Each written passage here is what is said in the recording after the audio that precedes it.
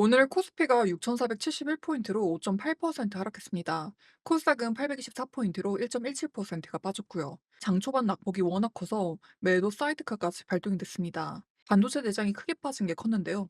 그런데 이렇게 시장이 흔들리는 와중에도 대북 경협주와 로봇주는 오히려 올랐습니다.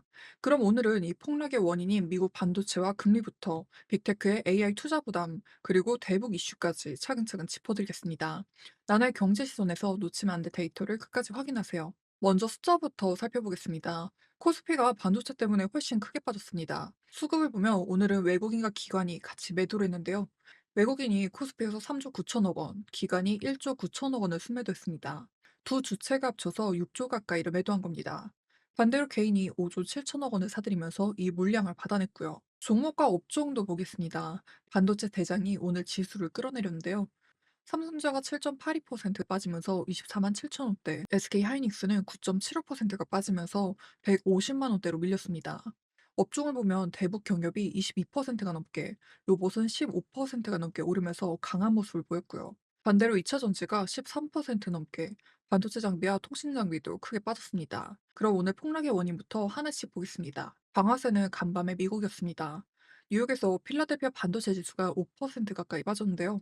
AI 반도체를 만드는 마이크론이 7% 급락했고 AMD 같은 기업들도 실적 전망이 기대에 못 미쳤거든요.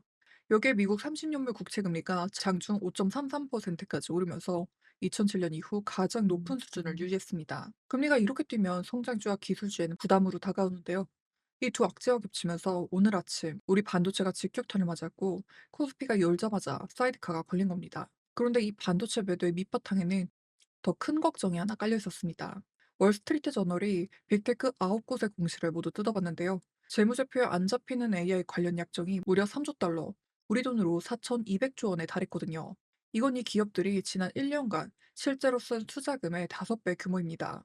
겉으로 드러난 것보다 AI에 훨씬 많은 돈이 묶여 있다는 뜻이라서 AI 투자가 과했다는 거 아니냐는 거품 우려가 다시 커진 겁니다. 빅쇼트로 유명한 마이클 버리도 바로 이 지점을 짚었고요.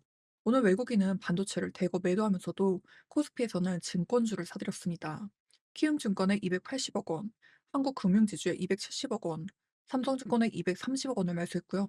한미반도체는 180억 원, DB하이텍에도 150억 원을 순매수했습니다. 코스닥에서는 PSK에 140억 원, 알테오젠에 140억 원, HPSP에 130억 원, TSE에 120억 원, 파마리서치도 100억 원을 남았습니다. 기관이 코스피에서 담은 종목은 하나 에어로스페이스에 550억 원, 이스페타시스에 320억 원, 현대건설에 240억 원, SK텔레콤에 200억 원, OCI 홀딩스에도 170억 원을 담았습니다. 코스닥에서는 HPSP에 360억 원, 실리콘투에 270억 원, 이오테크닉스에 130억 원, 신테겐 90억 원, 알테오진에도 90억 원을 순매수했고요. 방금 보신 것처럼 반도체에서 빠져나간 돈이 다른 곳으로 옮겨갔습니다. 오늘 증시가 크게 빠졌는데도 오르는 종목들이 있었죠. 대표적인 게 대북 경협주와 로봇주였습니다. 여기에 오늘 같은 폭락장엔 거래가 폭증하니까 그 수혜를 보는 증권주로도 외국인들이 매수세가 들어왔고요. 기관은 방산 대장인 하나 에어로스페이스와 건설 소재주를 담았습니다. 반도체가 무너진 자리를 대북과 로봇, 그리고 증권과 방산이 채운 하루였어요. 코스닥이 1% 남짓 빠지는데 그친 것도 이 종목들이 받쳐준 덕분이고요. 이번엔 그 대북주를 밀어올린 재료를 보겠습니다. 월스트리트 저널이 트럼프가 이르면 올 가을이죠. 김정은과 정상회담을 추진하고 있다고 보도했는데요. 오늘 11월 아시아 순방 때 만날 수 있다는 겁니다. 이 소식에 대북 경협주가 이틀째 상한가에 자리했습니다. 그런데 이 대북 유화에는 다른 얼굴도 있었는데요. 트럼프가 최근에 한미 연합훈련 축소를 지시했는데 그 배경에 한국을 향한 불만이 있었다는 분석이 나왔거든요.